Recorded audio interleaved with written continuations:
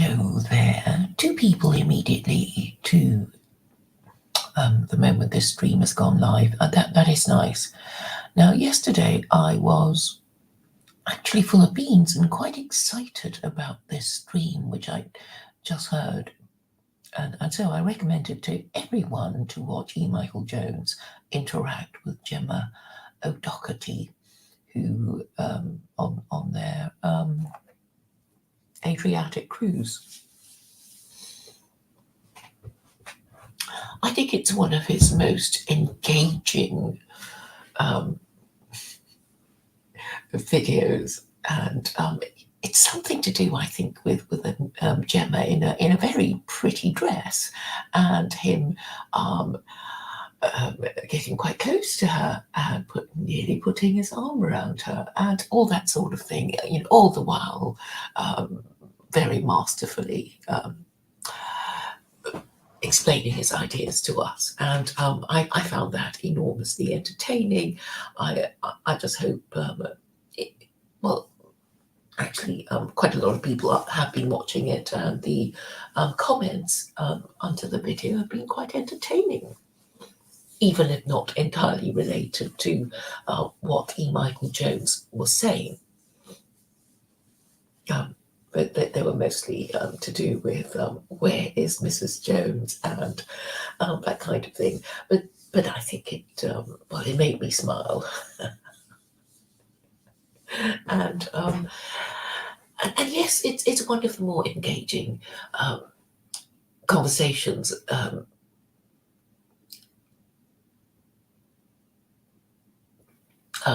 Mike has had with anyone.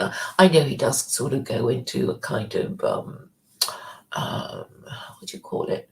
Into a kind of automatic mode when he's just talking to ordinary people, responding to prompts about the usual questions he's being asked. But on this occasion with Gemma, he was clearly inspired, some say by the wine or just, by the fresh sea air, and, Gemma in this pretty frock, and we hear quite a few new ideas, and of course the places he visited and the experiences of the restaurants, and how people wouldn't take money because they just wanted to do it out of the goodness of their heart, and the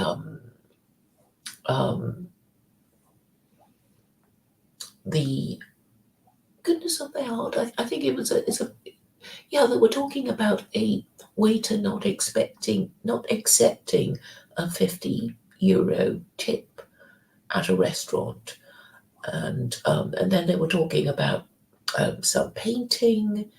This one was about I think it was Jesus pushing away, or was it St. Augustine? This is pushing away a woman who was obviously throwing herself at him. And so they were talking about beauty and art, and of course that's very romantic, and women love this sort of thing. And E. Michael Jones is very good at it.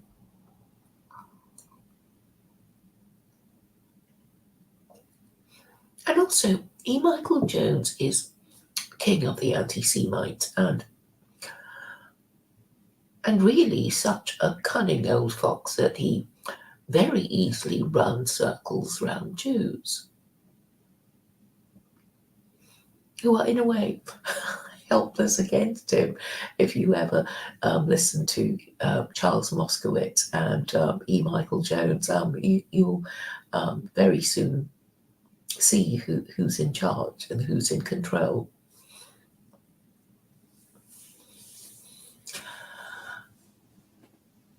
I think Mike is, well, yes, I know he goes on about Jews, but I think fundamentally he has a problem with Protestants. And it's not just the Jews he wants to forcibly convert into Catholicism. It is basically the Protestants, and in particular the Calvinists, whom he particularly decries. But he basically condemns all the Protestants, the Quakers, the Puritans, and the Anglicans, and And the WASPs in particular he blames for the failure of Christianity. And one of the things that he pointed out was that Europeans were this big happy family, united and at the same time diverse under the Catholic order and until the Reformation. I don't think it's quite right to put it like that, simply because my view is that the Reformation was an accident waiting to happen. Christianity was so oppressive that the monarchs who depended on it for their divine right to rule eventually rebelled and said, no more, no more popery, no more listening to what the Pope says. And I think Mike regards it as an affront. How dare these Protestants tell the Pope to go jump in the lake? And I'm saying it was bound to happen, and there's no need to feel too bad about it, because if something was always meant to happen, then I think it helps you take things more philosophically. And talking about philosophy, E. Michael Jones does say that we have to be philosophers. We have to think ourselves out of this situation.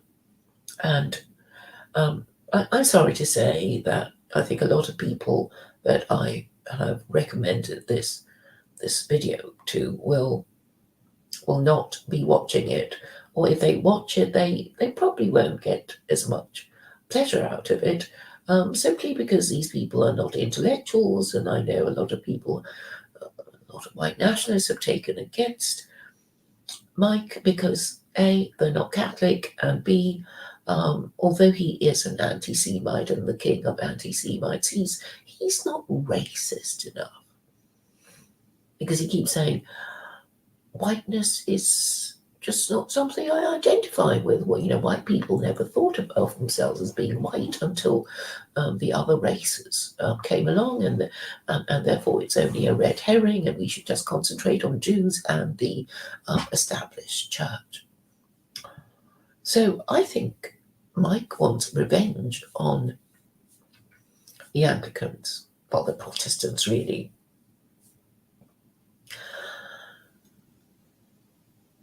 But I don't think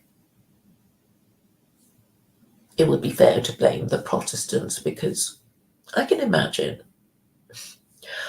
as a monarch, how oppressive it would be if the Pope told you you can't get a divorce. You want to sire a son, your only wife so far has only given you a daughter, and she's over the age of childbearing at 40, and you desperately want to have a son, an heir and a spare, as the English would put it.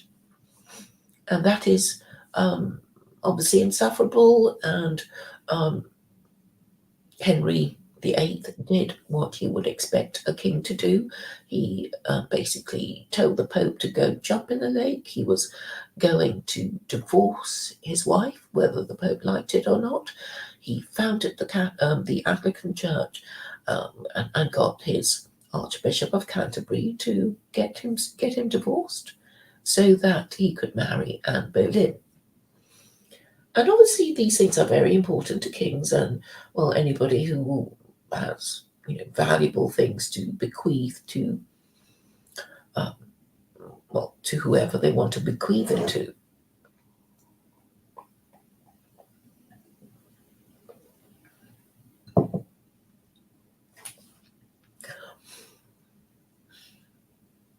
I wonder if reducing this video to a very short to the bare bones of what I need to say would help or not help. But do people want to hear me go on about E. Michael Jones? I think he he said, I should just quote what he said because I took the trouble of timestamping what he said, and I will now put it in the description, which I think should be helpful to people.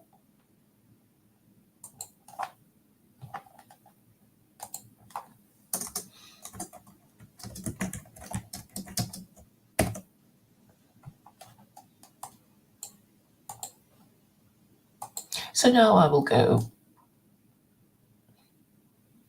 I'm going to read the timestamps and obviously the quotes of what he said that I think are important.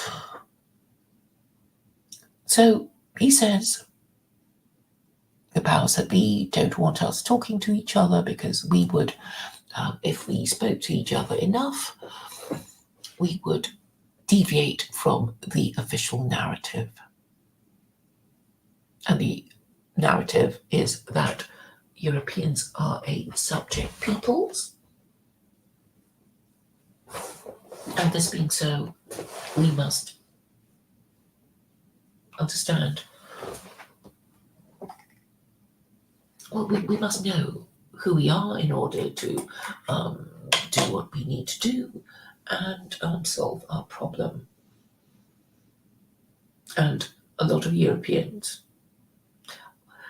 did not know that they are subject peoples because Western media has been so effective in giving them the idea that they live under liberal order as equals with the Americans.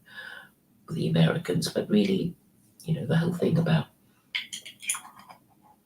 the EU and NATO, these are all American ideas that Europeans have no choice but to fall in with because Europe is an occupied country. And I suppose the purpose of me, Michael Jones, going to Eastern Europe is to warn Eastern Europeans of what is going to happen to them. I know he's going to warn the Serbians that NATO wants them destroyed because Serbia is the final little country that is not yet NATO and not yet a US vassal state.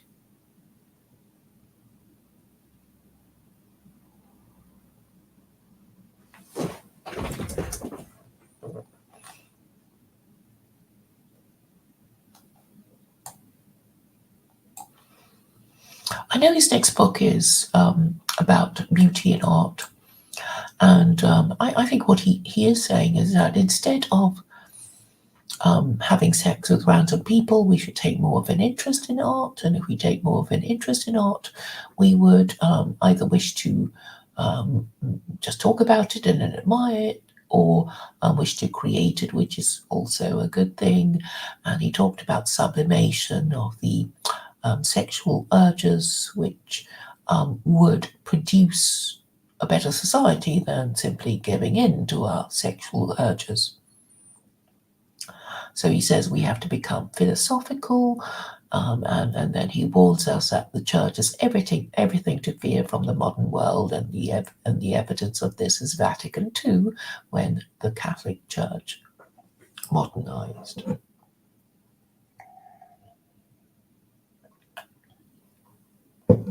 This shows the weakness of the Catholic Church, really, because its very lengthy Catholic masses means that it would be resented by modern people with busy lives who want to do other things on Sunday than go to a long mass. It might have been all right in the olden days when there wasn't much going on anyway, but to be forced to go every Sunday to mass would be too much for the modern man. So it'd have to be shortened, and then everything else went as well. Its principles, and this brings to mind the simplicity of Islam. Prayers are, well, you can pray at home. It's only on Fridays that you go to the mosque if you're a man. No requirement for women to go to mosque because they're expected to stay at home, and usually the men prefer the women to stay away from their men's club anyway. And the prayers are quite simple. These prostrations. There's no need for chairs. You just line yourself up in rows, according to the order of your arrival. And as soon as it's over, and then you listen to the Friday sermon, and then you go home or stay and talk to the others. And that is considered sufficient for a Muslim. No smells and bells and Eucharist and all that sort of thing, which is high maintenance. And you just need a priest and all kinds of equipment and paraphernalia and wine and bread and all that sort of thing. And it's high maintenance and expensive.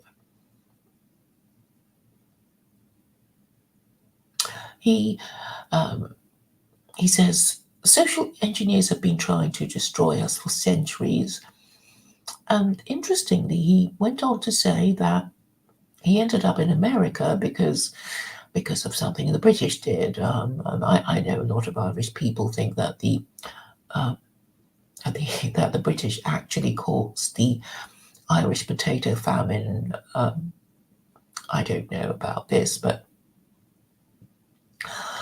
he made the point, which was the point being made by Leibniz in his idea of that we live in the best of all possible worlds. So if it is true that we live in the best of all possible worlds and God only made one kind of universe, then we must accept that he did make it in the best possible way, and anything that we don't like about it was meant to happen, even if we don't agree or understand the reasons, but for why things happen, historical tragedies and revolutions and wars and all that sort of thing. We have to accept that they were meant to happen, because if the supreme and morally perfect and omnipotent Abrahamic God exists and he created the universe, then everything that has happened was meant to happen, and we have to accept it, and we have to work out why, instead of crying over spilt milk and saying we don't agree with what how God resolved things. GEMMA asked, do Westerners really have to return to the monastic tradition if they want to be philosophers again? Of course not, GEMMA. You can just, think the way I do. I do consider myself to be a moral and political philosopher. I don't get much engagement because I think most people don't care to discuss ideas. They're just not interested, which is rather sad, but I do very much agree with Mike that philosophizing and analyzing problems and agreeing on solutions and then acting on them would solve our problems sooner rather than later. So one of the reasons why I was so excited yesterday was I felt that he was echoing my ideas, or at least acknowledging that I said something about the things that he mentioned, and that gave me reason to feel hopeful.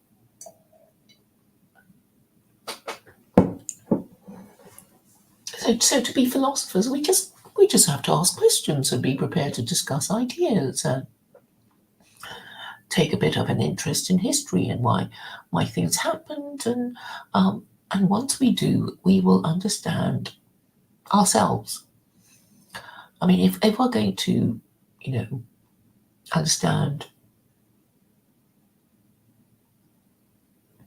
why our government is so bad, and I'm saying we as anybody who lives in the West and is subject to the policies of Western government, it doesn't even matter that you're not white or Christian. You just have to live in the West to feel that,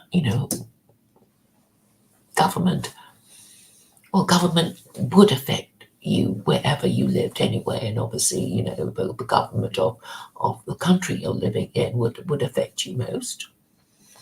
And it's just as well to know what is going wrong with Western governments. And I'm saying it's because the West does not have an official moral system.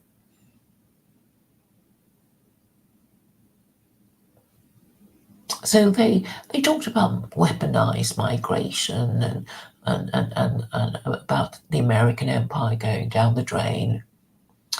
And they also talk about the Catholic Church having built Europe and America. And you can't really deny that because of all the, most white people in America are either Irish or of German extraction. And Germans were once upon a time Catholic, and their greater numbers in Europe and in America means that they were the ones who went forth and multiplied more than the other kinds of Europeans. So we have to give them credit for that.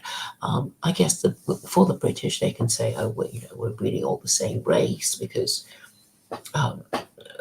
Teutons and Saxons are really Anglo-Saxons come from Germany and Britain are really the same, even though they fought 2 world wars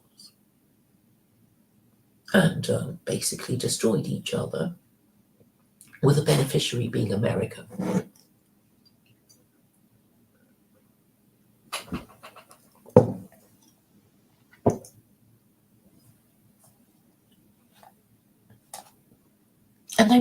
And then Gemma made quite an interesting point about English people in churches being surprised to find people praying. She said English people, when they visit churches or the beautiful cathedrals, I'm sure, would treat them, would behave as if they were in a museum, and then be startled to see people actually praying, to see these Irish people who take their faith seriously actually praying, because I suppose English people no longer believe, and they think of their beautiful churches and cathedrals as mere artifacts of a bygone era. These artifacts are used every now and then for ceremonial occasions and a means of getting money out of tourists. But that's it, really. Nobody actually goes to worship in these magnificent cathedrals. In any case, if you were minded to go to worship, you wouldn't go to a cathedral, you'd go to a small church, wouldn't you?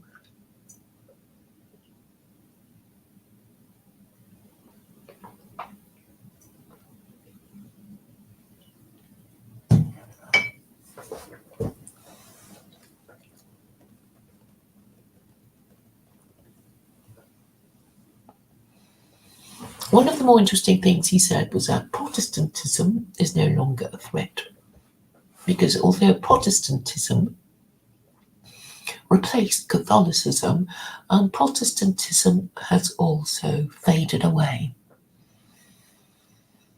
And so he says, quote, "The hidden grammar of the American empire is Protestantism, but it is not there anymore. A new type of understanding will emerge," he said mysteriously.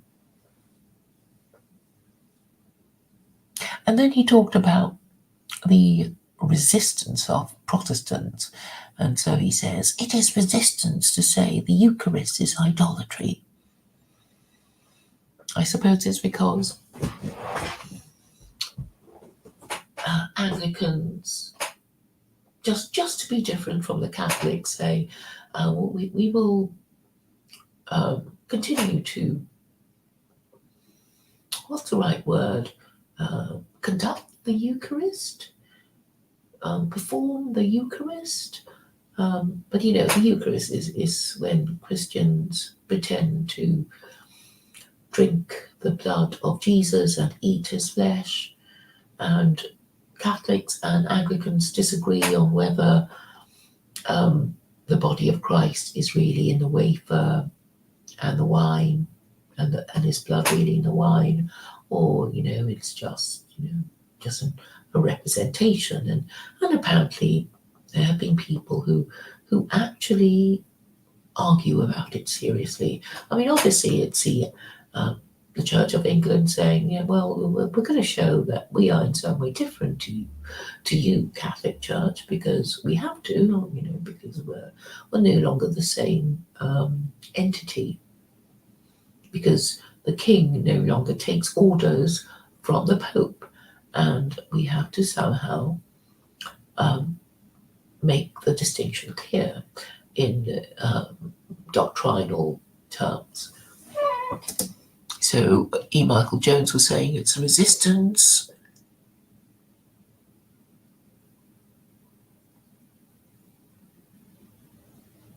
But he does say a new type of understanding will emerge, and that was a bit that gave me hope, because he seemed to be saying that spontaneously a new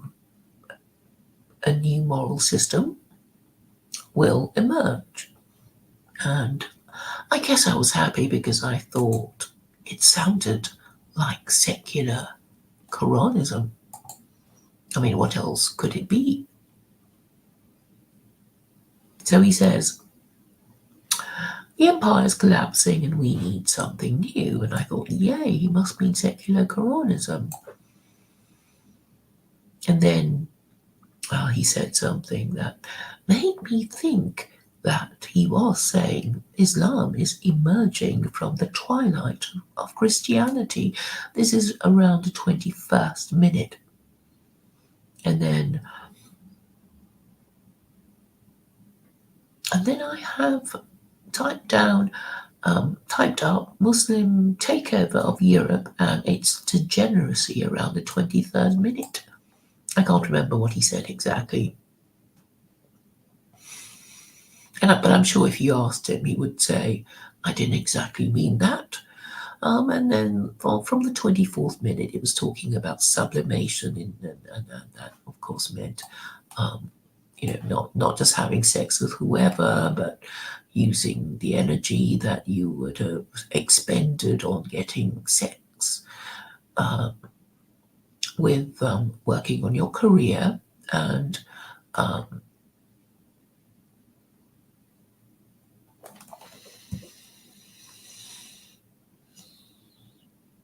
working on your career and building up your reputation to make yourself worth marrying as a man.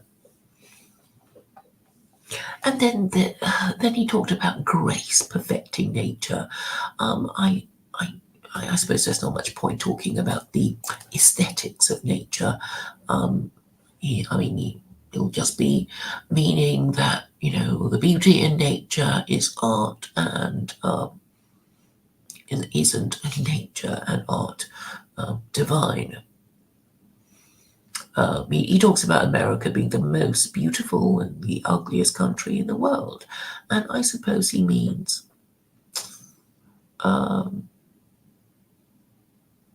it's a land of contrasts, and obviously not all of it is bad,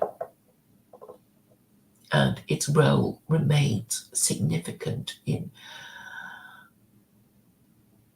the world because it's so powerful. And it would be nice if America stood for good rather than evil.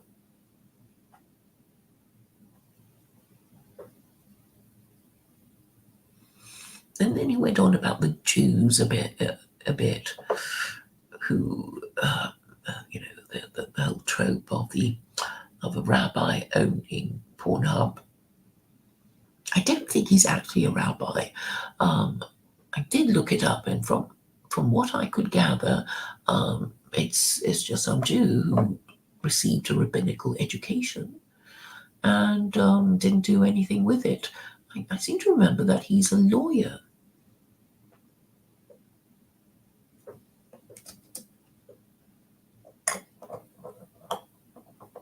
So he did have a go at his fellow Catholics, Michael Boris, Jim Goad, saying that, the sinning Catholics who obviously broke the moral law by, in the case of Michael Boris being gay, in the case of Jim Goad screwing around. Oh, I've actually spoken to Jim Goad. That was after Luke Ford had his party session with him.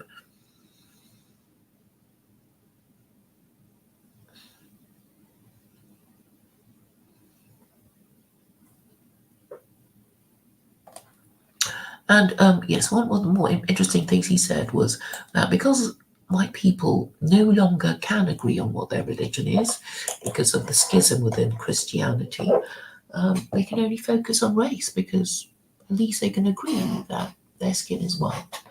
But obviously that's not enough. A religion is not about, the shade of the colour, the shade of your skin, but really how you should behave towards each other in order to protect yourselves from, well, each other and outsiders.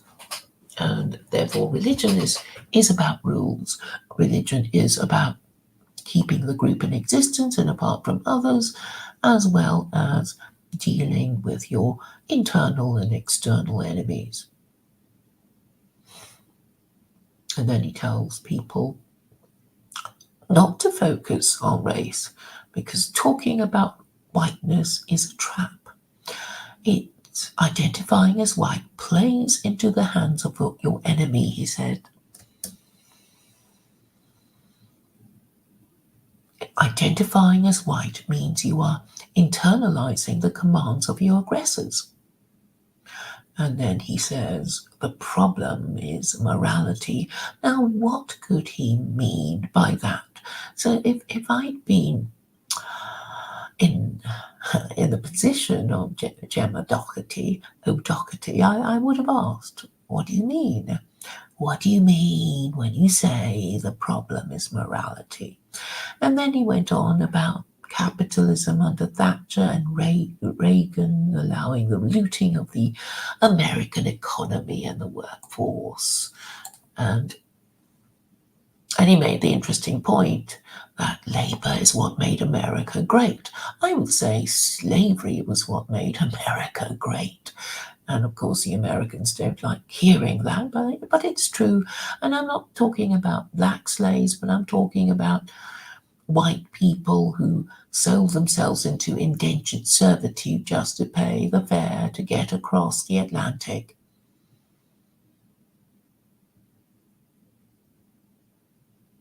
And of course, Labour is important because, well, I mean, it is the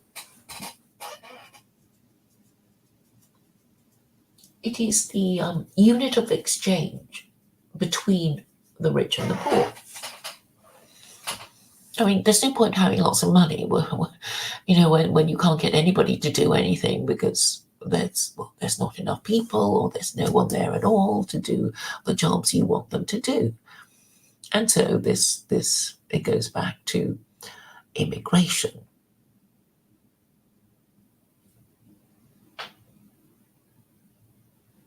Then he talks about identity. He says, we have to know who we are or we will lose because we can't identify the enemy.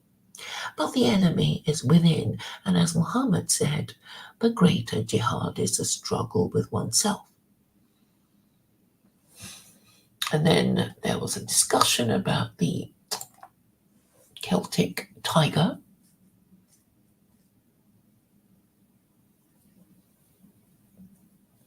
And he talked about it being really a false dawn, a false boom, because it's really state-sponsored usury, and Ireland is now a tax haven. And I don't think the Irish were consulted. It's basically America saying, well, no, we want you to be a tax haven for us, and that's it. Your governments will comply, and they have no choice. And then he talked about the apple tree. He gave the apple tree analogy, and he said, if you cut down the apple tree because someone else is offering you cheaper apples from somewhere else, in the long term it leads to poverty, and we are heading towards poverty.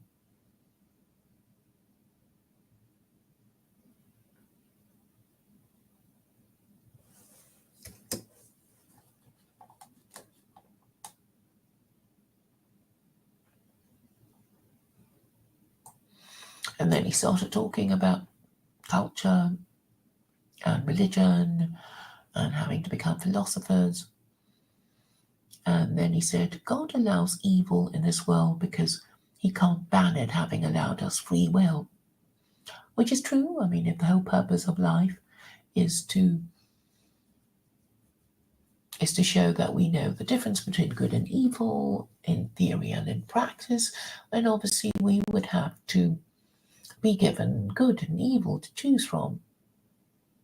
And if we saw the game of life in this way, then maybe the world would be a better place. Optimistically, he says, God can harness evil and turn it into good.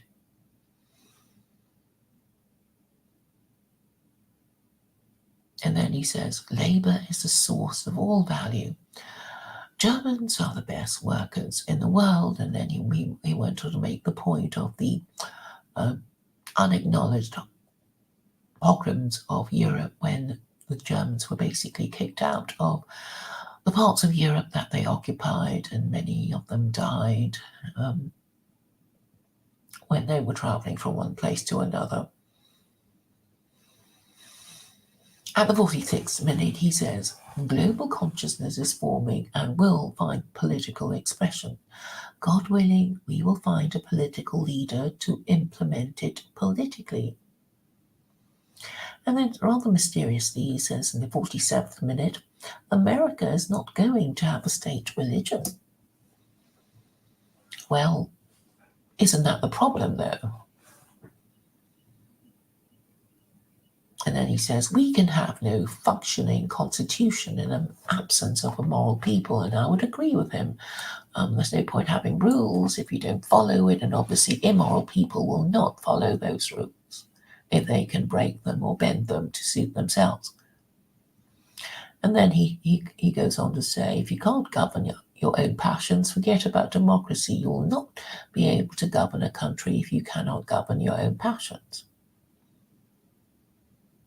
And that is basically what he said. Why do I think he is showing signs of being more prepared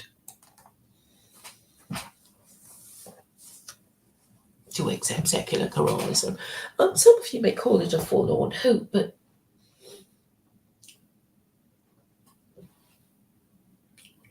if Mike were being honest, he would have to accept that in the information age, where the overwhelming majority of people don't believe in God, it would be too much of a stretch to expect them to believe that Jesus is God, and that's really what the Trinity is all about.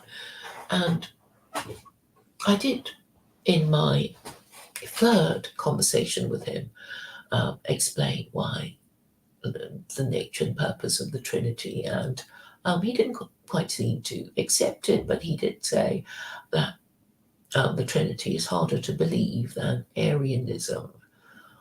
So if we accept that the best of religions,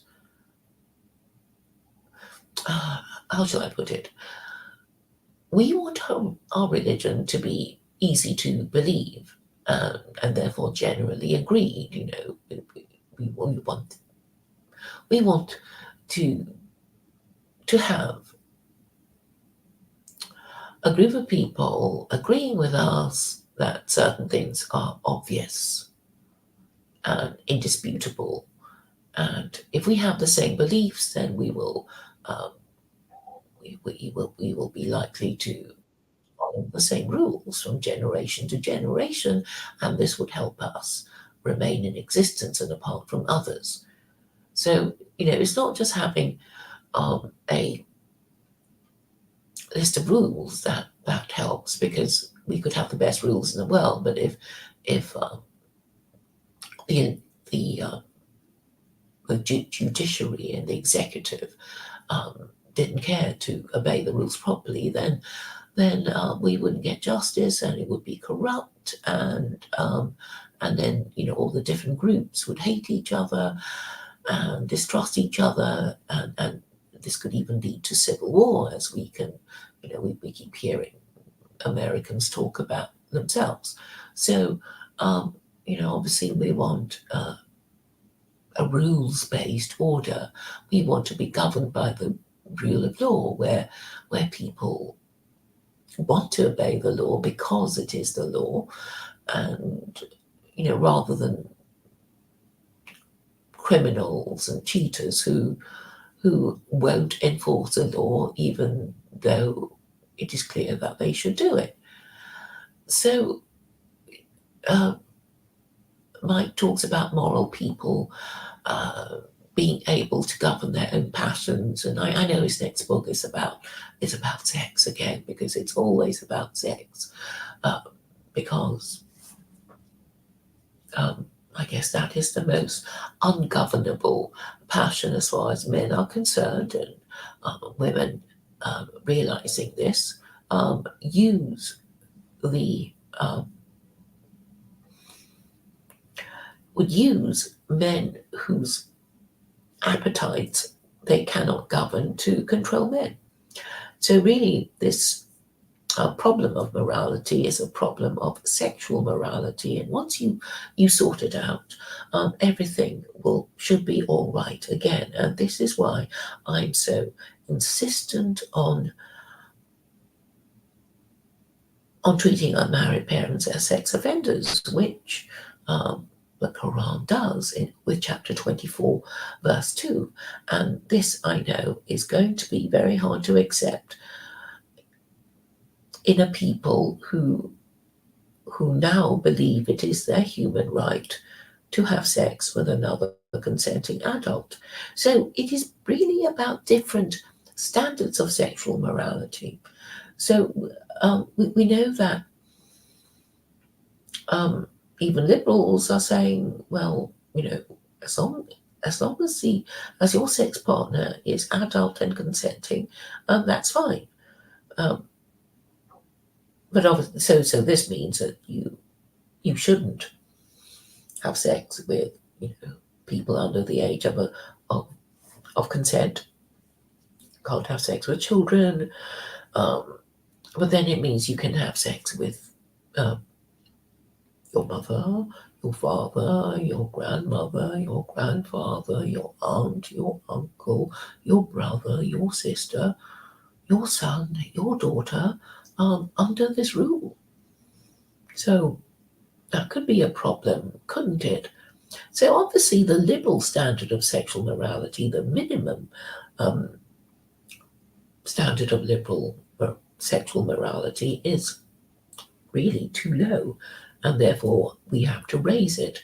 And as some of you may know, marriage is the gold standard of sexual morality, and that's why all these political discussions go back to standards of sexual morality. And even this sort of immigration thing, why does our government keep importing people? It's because white people just can't do it anymore. They can't sexually reproduce. They can't parent their offspring properly, the schools don't educate them or train them to be fit for any work, and therefore that it's a foreign labour that is better than the indigenous labour, and that is why we have this problem of immigration.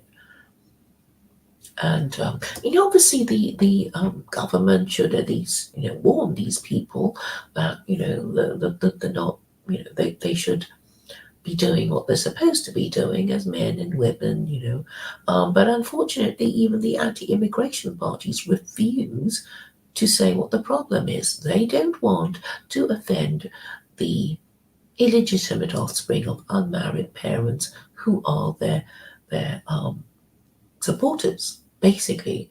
So they will, for this reason, find it convenient to blame Jews and complain about Muslims.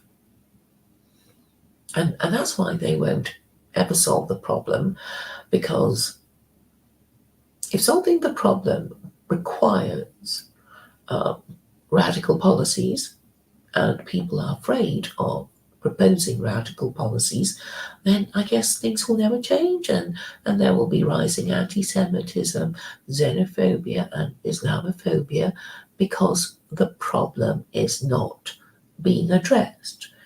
Now, I like to think that E. Michael Jones, well, he already understands secular Quranism. He doesn't like it, but he's been to Iran innumerable times. He knows what I'm proposing. He has said that, look at the Muslims in Iran. They're not following it properly. And I'm saying that's not a problem.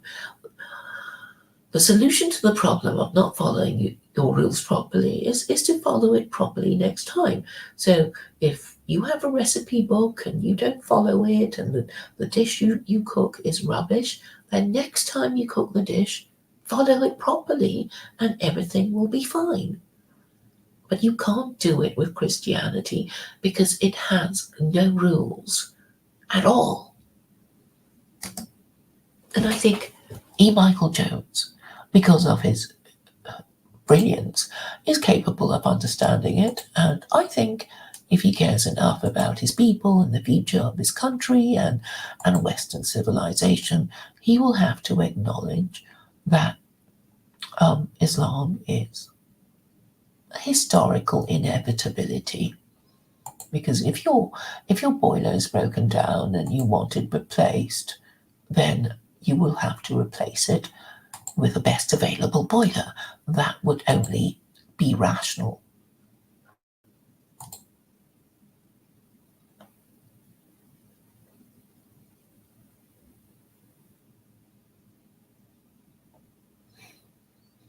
I see people in the chat.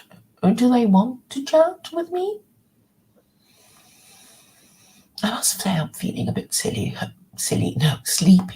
I feel a bit sleepy. So I guess I'm not really, I didn't want to make it too long because I think people tend not to want to watch long streams. So I am going to end the stream now and maybe talk to people when I am feeling a bit more energetic and less sleepy. Thank you all for coming, and talk to you again before too long.